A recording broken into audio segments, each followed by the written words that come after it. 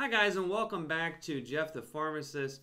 I wanted to talk about the flu season today, and I also wanted to talk about how can you tell, most likely, how can you tell if you have a cold or the flu?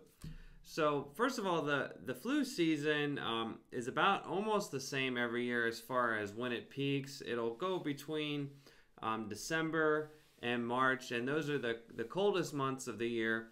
And the reason that occurs is because the flu is around all year. The flu is migrating around. People are getting the flu, in June and August, but it's very rare for that to occur. And the reason is there's a higher amount of humidity, and so when someone with the flu coughs or sneezes, there are droplets in the air, and if there's a higher amount of humidity, those little droplets will actually combine with water in the air, and it'll make them fall because of gravity.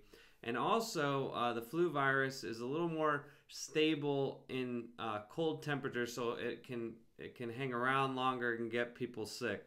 So that's why the flu season kind of just corresponds with the coldest winter months, and that's why people are getting sick more so during the winter. So I took a CDC graph from CDC's website, and I just went through kind of showing you what the data show as far as looking at last year and what the flu shot was, or what the flu season was last year. And most likely the flu season this year will kind of mirror that.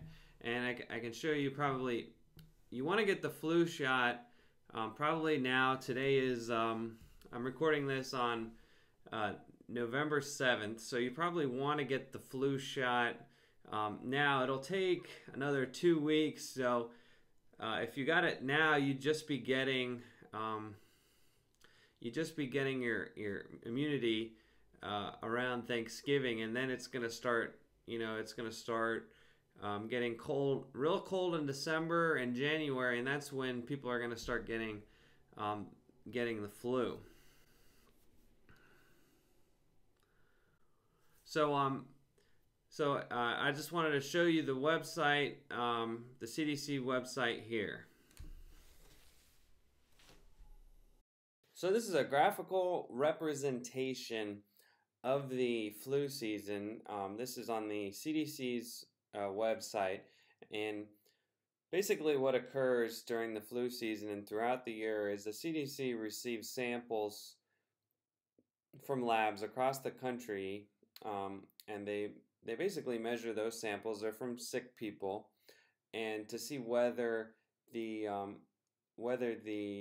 sample is positive for flu or whether it's negative for flu. So this is basically last year's flu season, and kind of currently what's occurring as far as the flu goes. So right now we have very little incidence of the flu. If you look at let's see, the 44th week last year, it was about the same, and the flu season will probably mirror this. So this is, if in practice, we'll basically say, if you're there to get the flu shot, we'll give you one, because it's really important that you get the flu shot. It takes about 2 weeks for the flu shot to become effective once you've gotten it. So right now is a really good time. If you're, see if it's, I'm not sure exactly, but I think we're around here, maybe the 48th, no, yeah, about the 46th week of the year. So it'll take about 2 weeks, and you really want to get the flu shot before you get into the bulk of the flu season, when everyone's getting sick and transmitting it. So I just wanted to show you kind of what it looks like. The flu season is seasonal just because of the weather. So flu is worse in the colder months, and in the colder and the drier months, as far as humidity is concerned. So how do you know if you have the flu or if you have a cold. So I never, before I never kind of would think about it. I always assumed it was basically the flu if I had something during the flu season. But really, people are going to be getting a lot of colds during the flu season. So how do you know if you have the flu or if you have a cold?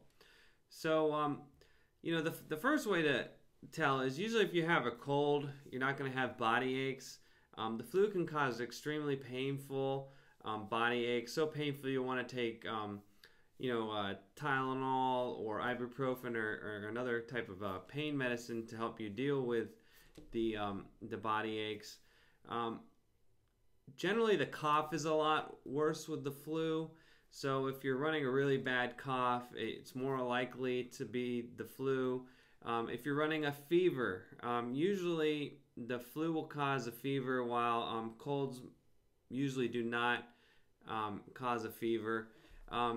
So the congestion and the more nasal symptoms, those are more characteristic of a cold. So if you're real congested, and in my last video I talked about how to treat that. But if you're real congested nasally, that's more likely to be a cold. And the flu can cause really, really bad exhaustion as well. And colds, you might be a little bit more functional.